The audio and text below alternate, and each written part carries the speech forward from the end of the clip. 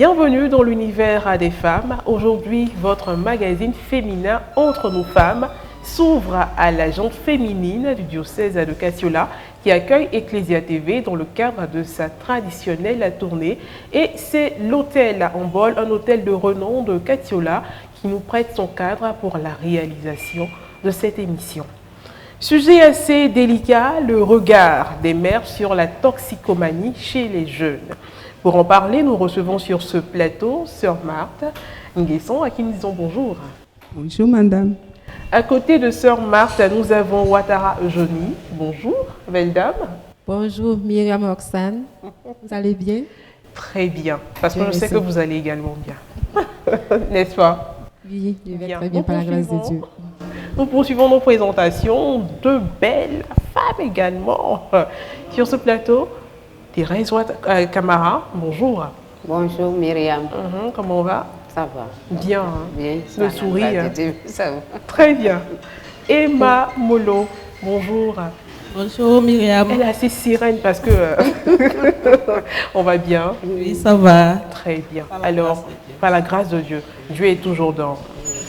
Nombreux sont les jeunes qui n'aiment pas en parler, mais qui en sont malheureusement victimes. La toxicomanie est une sorte de dépendance physique ou psychologique liée à la consommation abusive de substances dangereuses, entendons par là cocaïne, amphétamine, opium, caféine, tabac, alcool, etc. Cela peut commencer très tôt, souvent à l'adolescence. Dans tous les cas, les jeunes ont besoin d'être encadrés, soit pour éviter ce mal, soit pour en être libérés. Alors, nous allons commencer en mettant un point d'honneur sur la question de l'éducation chez les jeunes, tant chez la jeune fille que chez le jeune garçon. À qui la responsabilité? Au père, à la mère ou encore au jeune lui-même? Nous allons commencer par ma soeur. Merci pour l'opportunité que vous nous offrez de nous exprimer au cours de cet entretien. Nous percevons l'éducation comme étant l'apprentissage et le développement des facultés intellectuelles, physiques, morales et spirituelles de l'être humain. De ce fait, nous pouvons inscrire l'éducation dans 4 grands registres, notamment la famille, l'église, l'école et la rue. Et nous pensons que la jeune fille et le jeune garçon sont acteurs de l'éducation. Et leur éducation contribue à sauver ces enfants. Bien. Alors la sœur a anticipé, elle a donné la définition de l'éducation. Je pense que Johnny va peut-être faire un additif en nous disant à qui revient cette responsabilité. Est-ce au père, à la mère, à qui? Merci Myriam Roxane pour la question. Il faut dire que, on entend souvent dire que notre jeunesse est sans repère. Moi j'ai mal au cœur quand j'entends ça, parce que le chrétien est un repère. La sœur l'a si bien dit, l'éducation s'inscrit dans 4 registres, la famille, l'église, l'école et la rue. Et à chaque niveau, chacun doit jouer son rôle. L'école joue son rôle, l'église joue son rôle, la famille joue son rôle, la rue aussi. Demander à qui revient l'éducation de l'enfant, moi je dis d'abord la famille. Papa et maman doivent se mettre ensemble pour éduquer l'enfant.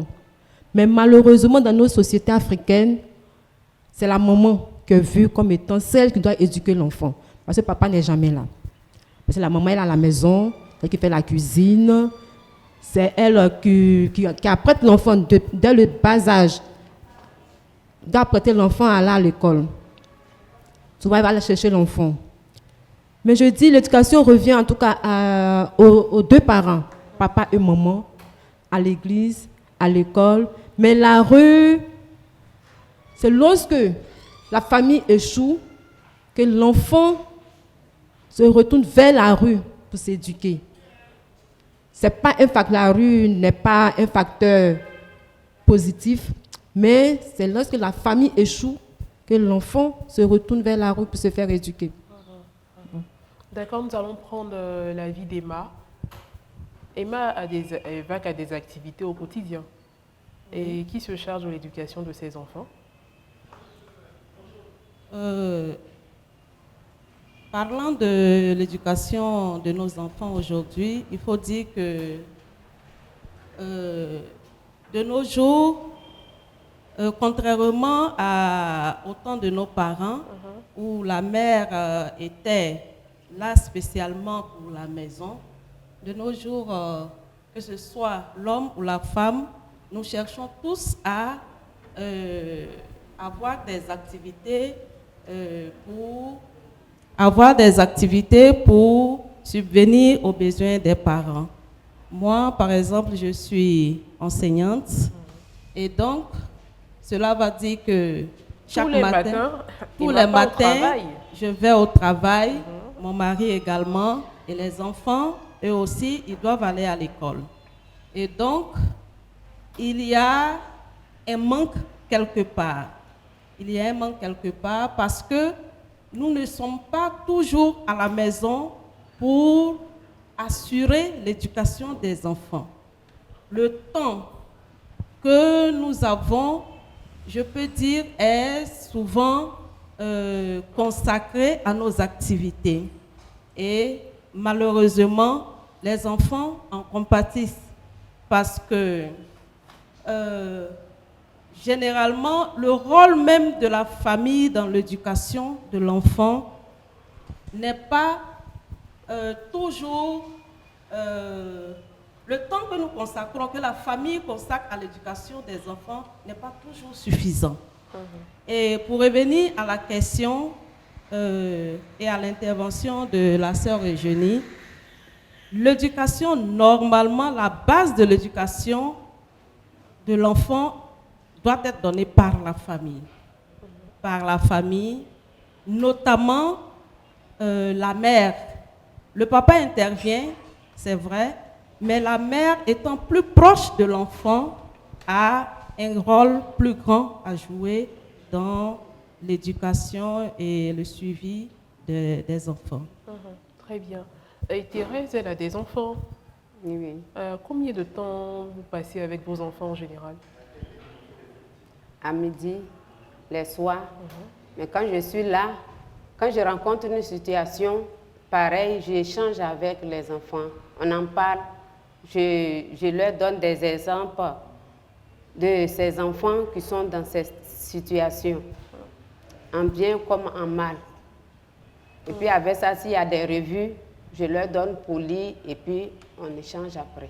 Les enfants sont à bas âge? Non, déjà adolescents? Ce sont les adolescents. Il y a une seule en bas âge. Très bien. Alors, en général, je pense que tout le monde a déjà entendu cet adage, éduquer une femme, c'est éduquer tout un peuple. Alors, moi, je dirais, éduquer les jeunes, c'est certainement assurer l'avenir d'une nation. Mais en quoi consiste réellement l'éducation? La sœur avait déjà anticipé, nous allons essayer de développer. Quand on dit que l'Église, par exemple, doit s'occuper de l'éducation, qu'est-ce que l'Église doit faire concrètement? Bon, nous pensons que l'Église doit donner des notions religieuses, c'est-à-dire la doctrine aux enfants. Comment? À travers la formation catéchétique. Très souvent, nos enfants ne sont pas encouragés dans des familles pour y aller. Donc, c'est le rôle de l'Église d'encourager et de sensibiliser les parents pour que les enfants y aillent pour pouvoir se former et avoir des notions religieuses. Alors, Eugénie, on a parlé également du rôle de la famille dans cette question d'éducation. Donc, c'est quoi concrètement la famille qui doit donner une éducation aux enfants de la... C'est quoi exactement? Le matin, leur dit, allez, levez-vous, allez prendre votre douche, prenez le petit déjeuner. Bon, il y a de l'argent pour le goûter. C'est quoi concrètement? Merci Myriam pour la question. On entend souvent des parents dire, il a tout à la maison. De tout là, c'est quoi? Voilà, il a tout à la maison. Télévision, les jeux, portable, tous les documents, la nourriture, matin, là, le petit déjeuner, à midi, le déjeuner, le soir, le dîner. Mais ça ne suffit pas pour dire qu'on éduque son enfant. L'éducation, c'est tout un programme. Il ne suffit pas de donner à manger à son enfant, de le scolariser pour dire qu'on éduque. Il faut prendre du temps pour son enfant. Et quand je dis il faut prendre du temps pour son enfant, qu'est-ce qu'il faut comprendre par là? Le papa ou la maman doit avoir du temps pour causer avec son enfant. Vous savez, manger ensemble, c'est très important. Dans nos sociétés africaines, on entend souvent dire que c'est maintenant que les enfants sont gâtés. Avant, les enfants étaient bien élevés. C'est parce que nos parents avant mangeaient. Le papa mange avec le petit garçon, la maman mange avec la petite fille. C'était comme ça dans les sociétés africaines. Mais est-ce qu'aujourd'hui, on constate cela? Et c'est autour du repas, on peut donner des conseils à l'enfant. Soit, non, tu es en train de manger, on ne mange pas comme ça, on ne fait pas ceci, on ne fait pas cela pendant le repas. Le repas, comment dirais-je, est un facteur très important où les parents peuvent se réunir avec les enfants pour leur donner des conseils. C'est vrai, on dit que le papa n'a pas le temps, maman n'a pas le temps, ils sont toujours partis. Mais autour du repas, on peut se retrouver et donner des conseils à l'enfant. Mais dire qu'on n'a pas le temps d'éduquer l'enfant, moi je dis, bon, c'est un peu fuir ses responsabilités. Si on peut faire l'effort de se retrouver autour d'un repas et éduquer l'enfant, lui donner des conseils. Voilà. Alors, nous allons demander à Emma, vu qu'elle est dans le domaine de l'éducation, elle est enseignante. Est-ce qu'il est déjà arrivé une fois où un parent d'élève est venu s'en prendre à vous dit qu'aujourd'hui l'éducation de mon enfant est foirée à cause de vous? Parce qu'en général, on dit que c'est à l'école. C'est à l'école qu'on éduque les enfants. Alors que les enfants vont à l'école pour se faire instruire. Il y a cette nuance-là qu'on ne fait pas. Éducation, c'est vrai, on parle d'éducation en général, mais l'enfant va à la vérité à l'école pour se faire instruire. Donc, comment vous percevez cette question d'éducation à l'école? C'est quoi l'éducation à l'école? L'éducation à l'école, c'est le lieu où des programmes éducatifs ont été établis en vue de donner à l'enfant des valeurs intellectuelles d'abord et ensuite humaines et sociales. Je pense que l'école ne suffit pas pour donner une éducation complète à nos enfants. Comme je l'ai dit lors de ma première intervention, c'est que le socle même de l'éducation de l'enfant, la base, c'est la famille. L'école vient en complément à ce que l'enfant a acquis à la maison. En tout cas, l'école vient pour compléter l'éducation de la maison.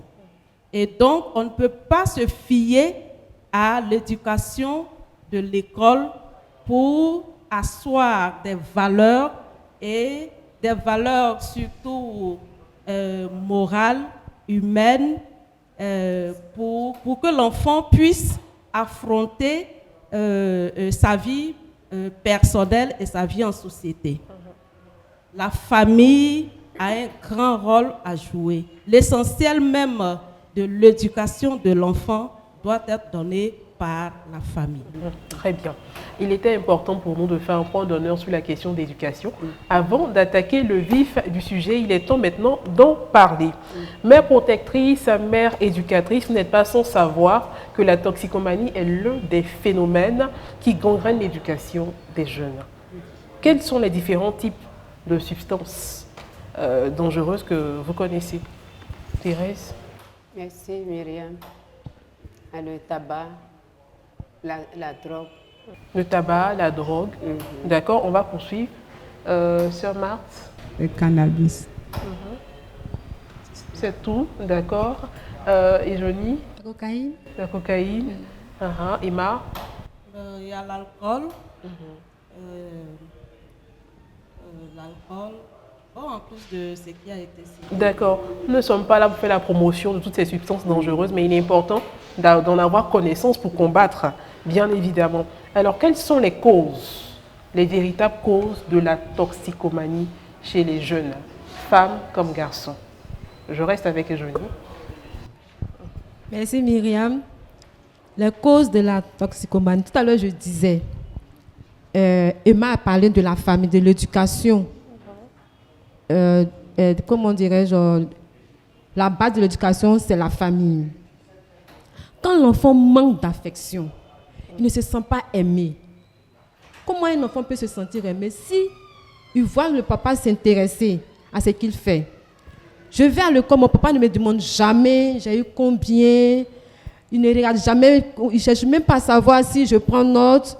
Il ne cherche même pas à connaître le nom peut-être de mon professeur principal. Il ne me demande même pas si j'ai des amis. Il ne me demande même pas si je travaille bien en classe, quelque chose comme ça. Mais quand papa me voit, ce qui l'intéresse, peut-être m'envoyer, mais il ne s'intéresse pas à ce que je fais. Il ne s'intéresse pas à ce que j'aime. Il ne s'occupe presque pas de moi.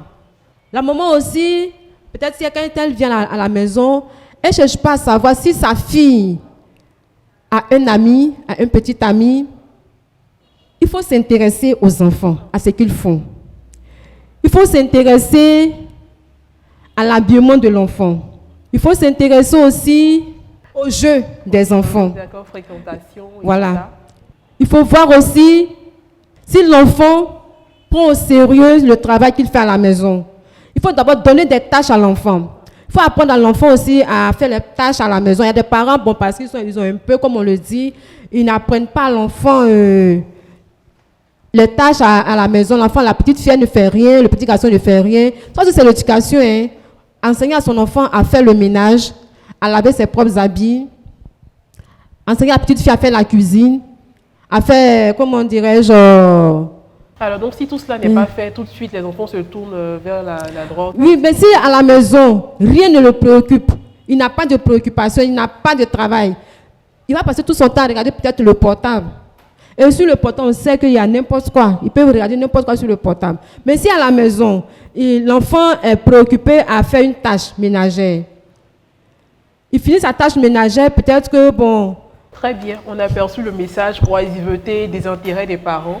Alors, est-ce que la sœur Nadif a fait? Quelles sont les causes, les raisons qui peuvent pousser un jeune à s'adonner à la toxicomanie? Je pense à l'absence de parents dans l'éducation des enfants. Aujourd'hui, les enfants sont laissés pour compte à la merci des nounous et des répétiteurs. Très souvent même, il y a des répétiteurs qui signent les bulletins des enfants. Et quand nous convoquons des réunions, il y a 30% de répétiteurs et de nounous qui représentent les parents. Il y a le fait aussi du manque de rigueur des parents vis-à-vis des enfants. Aujourd'hui, il y a quelques parents qui n'osent pas faire des remarques à leurs enfants de peur de les perdre. Il y a ce fait-là. Et nous pouvons aussi voir que la médiocrité et la facilité gagnent du terrain. Parce que beaucoup de jeunes n'arrivent plus à aimer véritablement l'effort. Voilà. Donc, quand tout le monde aime la facilité, quand on demande à un enfant de faire un effort, pour lui, c'est une corvée. Il faut le supplier. Même pour étudier, il faut supplier un enfant. Donc, c'est ce fait-là. D'accord. Thérèse va nous dire avec ses enfants, voilà, nous espérons qu'il n'y a pas ce cas, il n'y a pas de cas pareil chez vous. Mais qu'est-ce qu'on peut dire? On peut parler des causes de la toxicomanie. Qu'est-ce qu'on peut dire? En dehors de ce qui a été cité, qu'est-ce qui peut pousser un jeune à s'adonner à la consommation abusive de la drogue, de l'alcool et tout ça? Merci Myriam. Comme facteur, je peux dire le manque de la prière dans la famille peut causer cela. Parce que quand il y a une vie de prière dans le couple, pendant ce temps de prière, vous avez l'occasion d'échanger avec l'enfant. Quand ils écoutent la parole de Dieu, vous avez le temps d'échanger avec les enfants, de leur dire ce qui est bon, ce qui n'est pas bon. Il y a aussi le manque de dialogue avec les enfants. Il ne faut pas tout le temps les frustrer. quelquefois échanger avec eux. Si vous, les parents, vous avez eu à les offenser, donnez-leur l'occasion de pouvoir échanger avec vous. Comme ça, quand l'enfant a un problème, il vient vers toi pour te poser le problème. Très bien. Nous allons demander à Ima de nous donner quelques raisons qui pourraient pousser un jeune à s'adonner à la toxicomanie. Merci. Moi, je dirais que généralement, les jeunes, la première raison que je pourrais évoquer, c'est la recherche du plaisir. Généralement, les jeunes, pour se sentir bien, pour se détendre ou s'amuser, ils peuvent s'adonner à cette pratique-là. Je pourrais aussi citer un problème environnemental. Il a peut-être en face de lui des gens qui ont ce comportement, qui ont cette habitude de consommer. Il y a un comportement qu'il apprécie chez ces personnes. Et sans savoir leur pratique, il veut intégrer le groupe. Et lorsqu'il intègre le groupe, cela s'impose à lui. Parce qu'il faut qu'il intègre le groupe, qu'il soit accepté. Et s'il veut se faire accepter, il faut qu'il s'adonne à leur pratique. Voilà. Et je peux aussi citer le problème affectif, comme Eugénie l'a souligné. Lorsque l'enfant sent un vide dans sa vie, il peut, par l'alcool ou la drogue, combler ce vide-là en s'adonnant à la consommation de ces substances qui sont toxiques.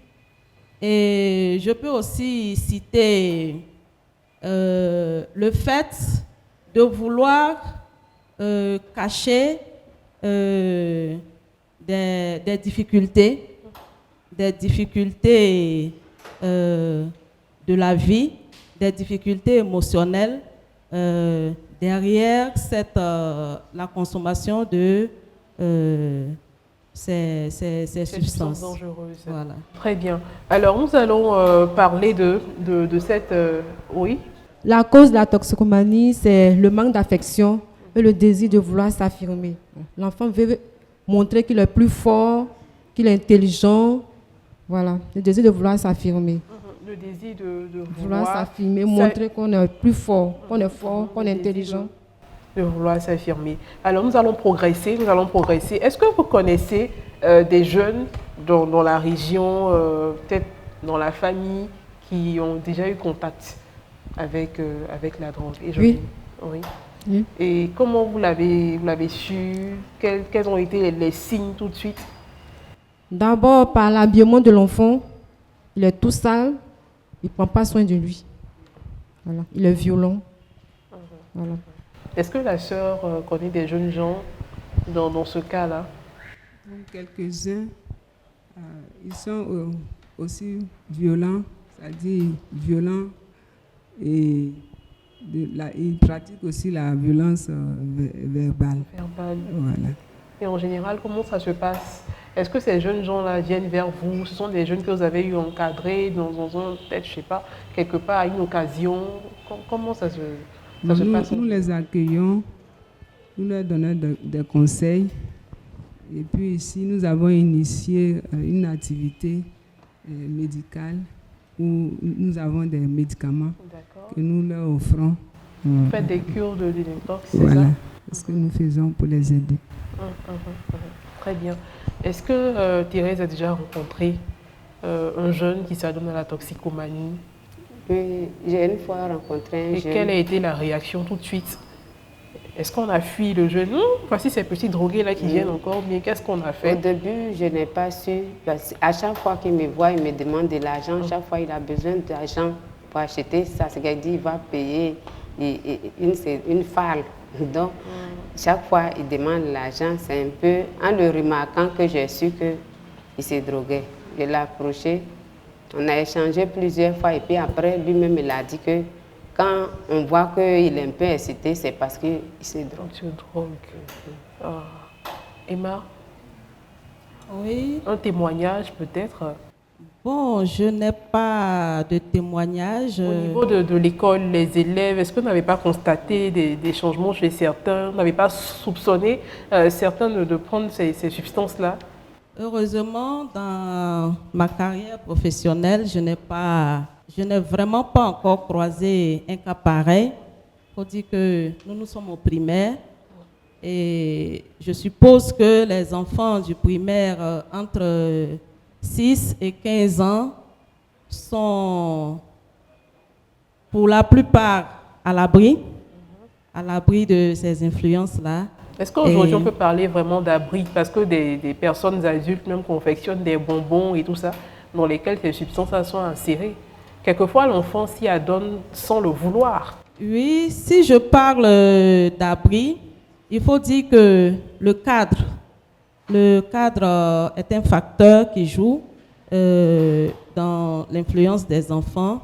Et heureusement pour nous, le cadre dans lequel nous exerçons, c'est un phénomène qui n'est pas vraiment mis en exergue. Et donc, je suppose que de prime abord, que les enfants que j'ai eus à charge sont quand même à l'abri.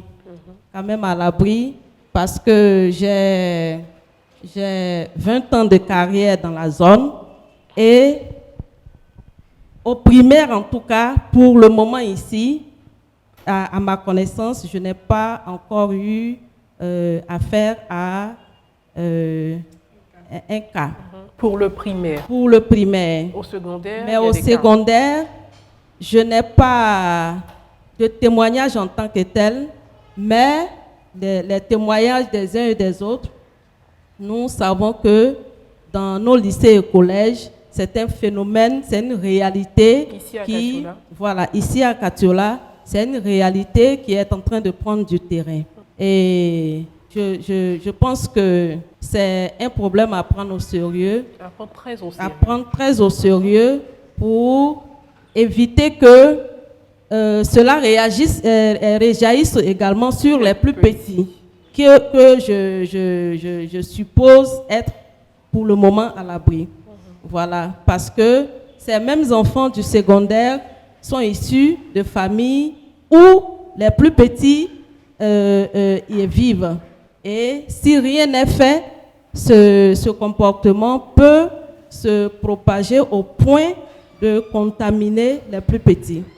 Donc, je pense que dans cette émission, nous aurons l'occasion de proposer des solutions pour ne pas que cela arrive, n'est-ce pas? Nous poursuivons. En général, ce sont les jeunes garçons qui sont vus, qui sont fustigés dans ce domaine-là. Mais comment cela se manifeste chez la jeune fille? Ma soeur, chez la jeune fille? Chez la jeune fille, c'est le changement de comportement que nous recevons. La jeune fille, dans sa manière de s'habiller également, et puis aussi dans ses propos. Voilà. Dans ses propos? Dans ses propos. Voilà. Elle devient un peu violente dans ses propos et elle ne prend pas en compte les remarques qu'on lui fait. Voilà ce que je remarque. Et Johnny, un mot sur la question concernant la jeune fille. Jeune fille et toxicomanie. Concernant la jeune fille, ce que je peux dire, comme la soeur a eu à le dire, elle change de comportement. Elle fait un peu garçon. Elle ne marche plus avec ses camarades filles, mais plutôt avec les hommes. Avec ses camarades, les petits garçons. Voilà. Elle marche avec les jeunes de son âge, avec les garçons de son âge. Elle ne fréquente plus ses camarades filles. Elle s'habille un peu comme les garçons. Elle se coiffe un peu comme les garçons. Voilà, c'est ce que je peux dire concernant la jeune fille. Alors, ces substances-là ont des odeurs. Est-ce qu'on arrive déjà à identifier un jeune toxicomane à partir de cela? Emma? Oui. Moi, particulièrement, la drogue en tant que telle, je n'en ai jamais vu. Mais la cigarette, déjà, nous savons, quand tu fumes de la cigarette, il y a une odeur qui est à l'arrière. Donc, par les odeurs, même l'alcool, lorsqu'on prend l'alcool, il y a cette odeur-là qui reste. Donc, par les odeurs, déjà, on peut déjà savoir si la personne en prend ou pas. Et puis, parlant des autres signes,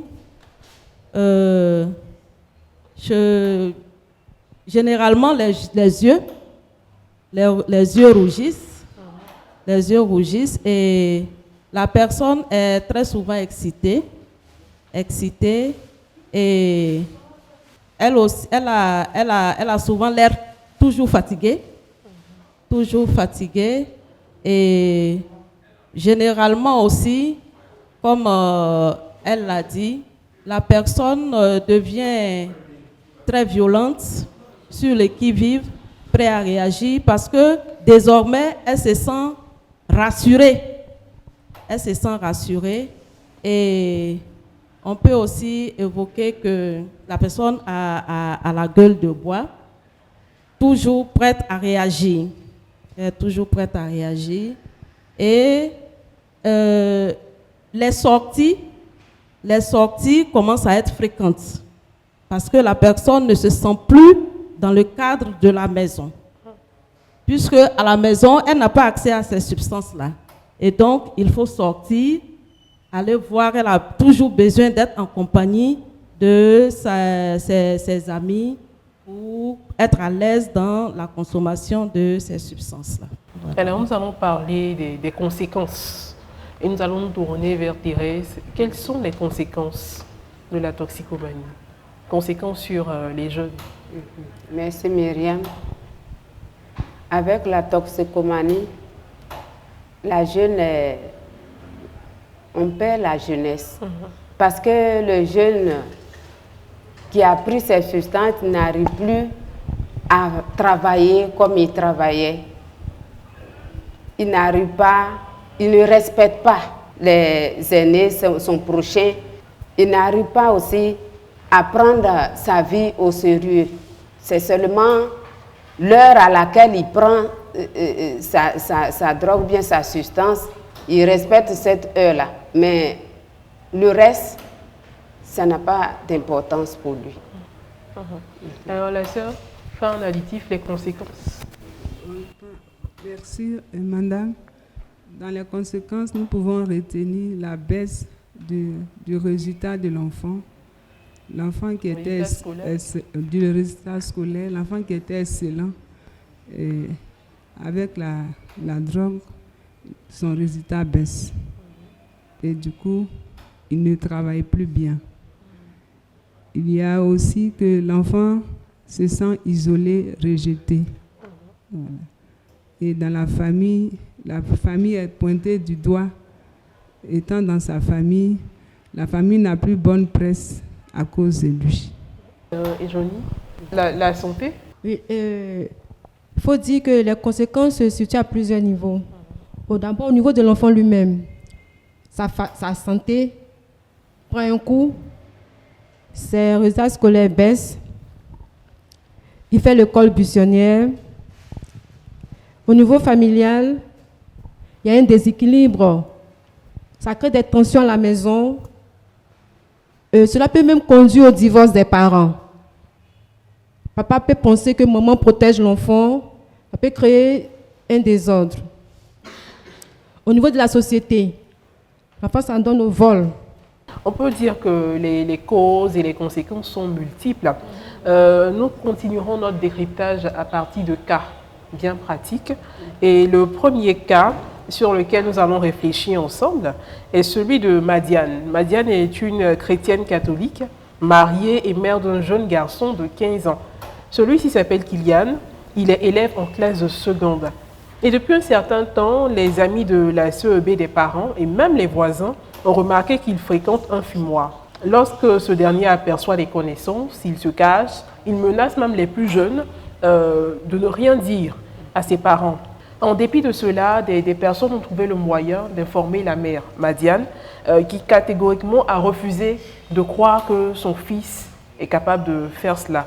Pour elle, c'est un ange à la maison et en plus, il est brillant en classe, donc c'est impossible que son fils Kylian puisse fréquenter un fumoir.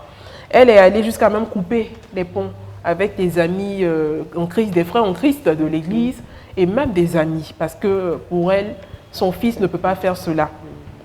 Et finalement, le voile est tombé lorsqu'un matin, l'éducateur de son fils les a convoqués, son époux et elle, à l'école, pour leur faire savoir que depuis la fin du premier trimestre, leur fils a déserté l'école, il ne prend plus part aux cours, et il a même été, il doit être traduit au conseil de discipline parce qu'il a falsifié son bulletin de notes du deuxième trimestre et a agressé les camarades de classe.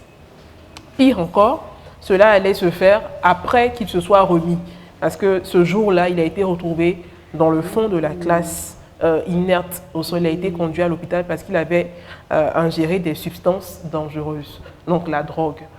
C'est comme ça que ses parents-là ont su que leur fils, effectivement, fréquentait ce fumoir, consommait de la drogue. Et je n'ai eu à le dire, quelquefois, le divorce. Parce que le père, là, il est remonté en colère et il dit à sa femme qu'elle doit choisir entre son fils et lui, et le foyer.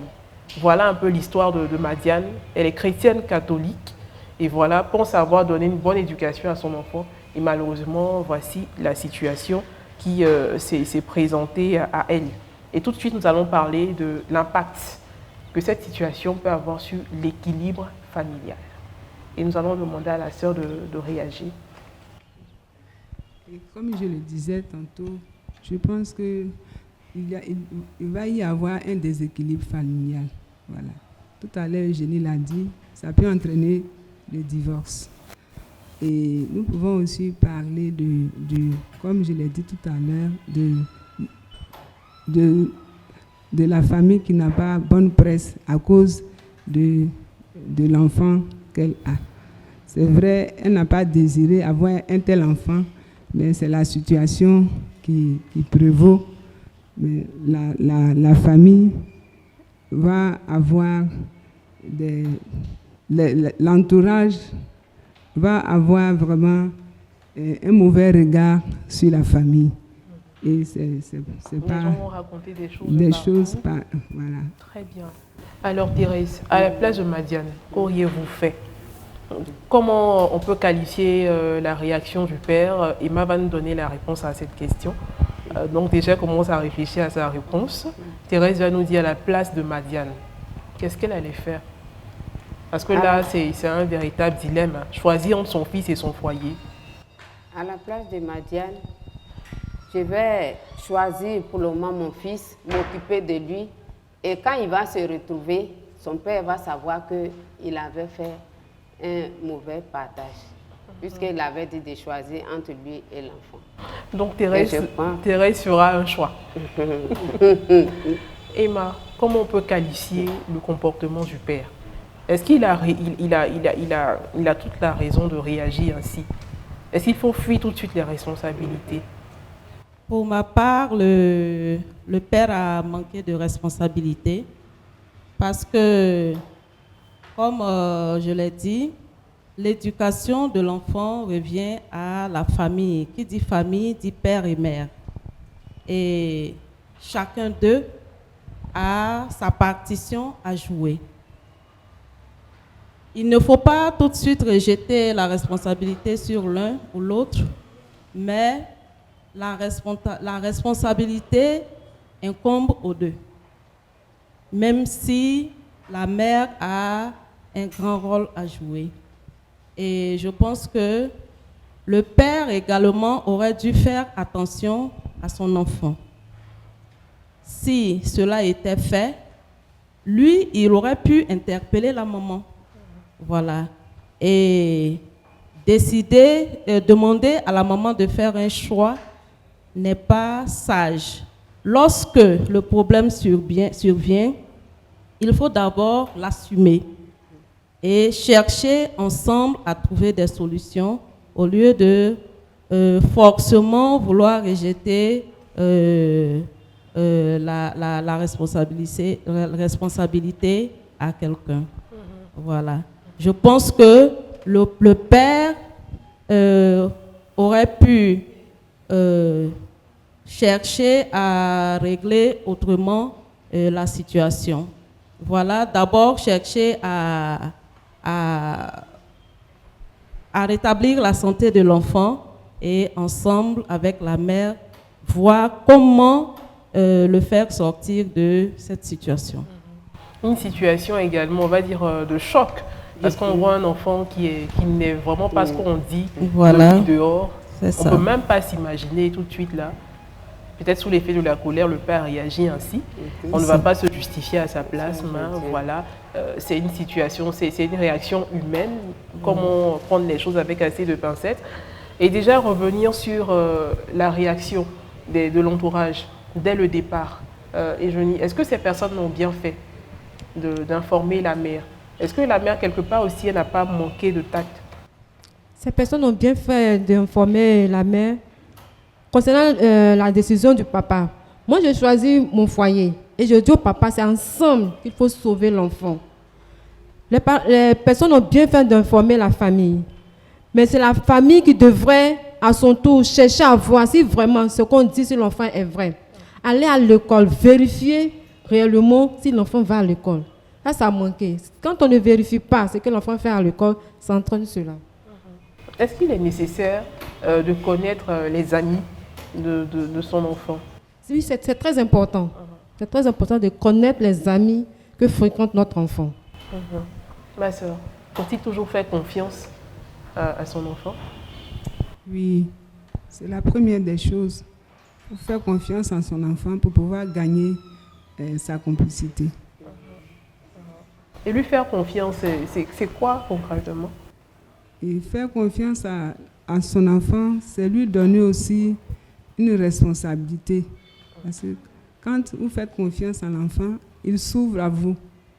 Aujourd'hui, il y a des sujets tabous où on ne peut pas converser avec son enfant. Je prends le cas des jeunes filles. Mais quand vous faites confiance à votre enfant, vous pouvez en discuter et elle est à l'aise de vous raconter tout ce qu'elle vit comme situation dans ce sens. Donc il faut beaucoup parler. Il faut parler. Voilà, même si on trouve un sujet tabou, il faut en parler. Il faut en parler. Très bien, très bien. Nous avons un autre cas, celui de Doris, une jeune fille qui vivait dans un village avec ses parents, pauvres paysans. Après l'obtention du baccalauréat, elle quitta la zone rurale pour aller poursuivre ses études en ville. Quelques mois plus tard, après son arrivée donc en ville, en zone urbaine, la nouvelle bachelière a été confrontée à de nombreuses difficultés, surtout d'ordre financier, qui la poussa à intégrer un réseau de vendeurs de drogue. Cette trouvaille lui a permis de faire face à ses problèmes et même à envoyer de l'argent chaque fin de mois à ses parents au village. Et bien que vivant dans des conditions, on va dire, améliorées, difficiles, la mère de Doris n'appréciait guère les gestes de sa fille parce qu'elle se disait que sa fille se prostituait en ville. Par contre, son père, lui, était fier. Pour lui, sa fille était très intelligente et il trouvait sa femme, son épouse, jalouse de leur fille. Tous ceux qui se moquaient d'eux dans le village vraiment s'inclinaient devant eux parce que là, c'était la richesse, ils vivaient à leur aise et tout ça. Un jour, un étranger débarqua dans le village, malheureusement pour porter une mauvaise nouvelle aux parents. Doris avait été emprisonnée pour commerce illégal de drogue. C'est à ce moment-là que les parents ont su l'activité que leur fille menait en ville. La grande question est de savoir, est-ce que les parents eux-mêmes, quelquefois, ne poussent pas les enfants vers le vice? Emma? La responsabilité ici des parents dans cet état de fait peut être engagée parce que très souvent, nous ne faisons pas attention, certains parents ne font pas attention aux besoins de leurs enfants. Et très souvent, l'enfant est livré à lui-même. Je prends le cas des villages où les enfants sont réussi par exemple à l'entrée en 6e. Dans les villages, il n'y a pas de collège et les enfants doivent venir en ville. Ici, on voit que les parents, au lieu de trouver un tuteur pour les enfants, c'est vrai que la situation de tuteur, le problème de tuteur est un problème réel. Ils s'associent et louent des maisons pour les enfants. J'ai vu plusieurs enfants comme ça qui sont livrés à eux-mêmes, qui très souvent doivent aller travailler dans les champs pour avoir de quoi manger. Un enfant, comme la sœur l'a dit, qui voit que tout cela est difficile pour lui, va choisir le chemin le plus facile. Parce que les parents n'ont pas pu répondre aux besoins des enfants. Et quelque part, les parents sont responsables. Mais il faut dire qu'il y a des enfants aussi qui ont tout, mais pas tout, mais qui arrivent à donner le minimum aux enfants, mais parce que les enfants sont envieux, parce qu'ils ne veulent pas se contenter de cette situation, de leur vie, de cette vie que les parents, avec leurs moyens, leur offrent, cherchent mieux. Et en voulant chercher mieux, ils optent très souvent pour la voie la plus facile. Et cela peut les entraîner dans ce fléau-là. Très bien, revenons au cas de Doris. Doris qui est allée en ville, les parents sont restés au village. Le père qui se disait fier de sa fille. Est-ce que quelque part le père n'a pas poussé sa fille vers le vice? Si, le père a poussé sa fille parce que il faut chercher à mieux connaître son enfant. Il faut chercher à causer avec l'enfant. Quel travail tu fais et cela te réussit au point de nous envoyer beaucoup d'argent. Une nouvelle bachelière. Une nouvelle bachelière. Donc le papa a vu seulement lui ses intérêts, mais n'a pas cherché à comprendre, à savoir la vie que sa fille mène afin de lui donner des conseils et mieux l'orienter. Contrairement à sa maman qui était inquiète, le père lui plutôt était content. Et donc, j'imagine qu'il a même dû l'encourager dans ce qu'elle faisait. Alors, Thérèse, est-ce que les parents ont toujours les moyens de vérifier les activités de leurs enfants? Est-ce qu'ils ont toujours les moyens de le faire? Ils ont les moyens de le faire en dialoguant avec l'enfant, lui posant des questions. Dans le cas de Doris, il y a vraiment la question de distance qui s'impose. Oui, mais en communiquant, quand il appelle la maman, comme la maman ne savait pas ce que la fille faisait, elle pouvait lui demander quel travail tu fais. À force de lui poser les questions, elle va dire ce qu'elle faisait. Vous pensez, on peut appeler Doris, ça va en ville là-bas? Oui maman, tout va bien, tu es sûre que ça va? Oui, ça va, mais bon. Mais elle se déplace, si ça ne va pas, qu'elle continue d'envoyer l'argent, je me déplace et puis je vais voir. J'ai fait une enquête avec son entourage pour voir ce qu'elle fait. Les parents auraient dû demander à aller voir l'activité menée, revenir, rendre visite en ville et tout ça. D'accord. Parce que quand l'enfant va à l'école, il faut chercher à voir où il est, s'il est à l'aise ou bien s'il y a un problème. Donc tout cela compte aussi. Très bien. Et Johnny veut faire l'additif? Oui, je voudrais dire que la pauvreté amène souvent certains parents à fermer les yeux sur certaines valeurs. Mon enfant en ville, il m'apporte de l'argent. La moindre des choses, c'est chercher à connaître chez l'enfant. Qu'est-ce que l'enfant fait? Mais si je ne dis rien, quelque part, je cautionne, je ne m'intéresse pas, je ne cherche pas à savoir si l'enfant vole, l'enfant se prostitue, ça ne m'intéresse pas. Et tout cela, ce sont les effets de la pauvreté. Et la pauvreté, c'est vrai, on peut être pauvre, mais avoir de la dignité. Mais quand on est pauvre, qu'on n'a pas de dignité, on ne cherche pas à savoir ce que l'enfant fait. Mais quand on a un peu de dignité, on va chercher à voir où l'enfant habite. C'est très important. Je sais que ma fille est seule dans une ville, et je ne sais pas où elle habite, c'est vraiment pas bien, c'est quand même dangereux. Je vais chercher à rendre visite à ma fille, voir un peu dans son entourage, il y a une personne âgée, confier ma fille à cette personne-là. Voilà. Ma soeur? Comme je le disais, le départ est très important. C'est-à-dire gagner la confiance de son enfant. Tout part de là. Quelle que soit la distance, si vous avez l'enfant a confiance en vous, il pourra vous dire tout ce qu'il vit. Voilà. Et c'est vice-versa. Les parents aussi pourront se déplacer et ainsi de suite. Mais quand l'enfant n'a pas votre confiance, il peut raconter tout ce qu'il faut à son endroit pour cacher soit une situation qui n'est pas confortable. Donc, le départ, c'est vraiment faire tout pour que vous ayez la confiance entre vous et votre enfant. Voilà. Très bien. Nous arrivons à l'étape des propositions de solutions. Alors, comment aider les jeunes à s'éloigner ou à guérir de l'addiction aux drogues? Thérèse, comment aider ces jeunes-là? Pour aider les jeunes à... Quelles solutions faut... Tout à fait. Il faut proposer des solutions maintenant pour éviter que les jeunes s'adonnent à la drogue. Pour que les jeunes puissent éviter ce fléau, je demande aux jeunes de mieux se confier à leurs parents, au niveau de la famille, aux parents. Quand ils traversent des situations, partager cela avec les parents, le papa ou la maman, parce que ce sont leurs parents, ce sont leurs dieux sur terre. Au niveau de l'église, quand ils rencontrent des situations, échanger avec les responsables religieux ou les responsables des groupes de prière. Au niveau de la rue, là, dans ce cas, ça lance l'appel à tout le monde, à toute la population, quand on voit ces jeunes, pour qu'on puisse les aider à sortir de ce fléau.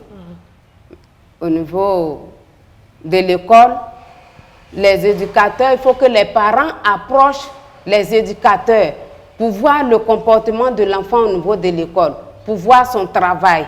Et ensemble, c'est comme ça on va aider nos enfants à sortir de ce flux. Emma, ça sera en même temps un mot de fin, conseil en même temps aux jeunes. Ce que je pourrais dire aux jeunes, c'est d'éviter d'abord la mauvaise compagnie, les mauvaises fréquentations, éviter la facilité et surtout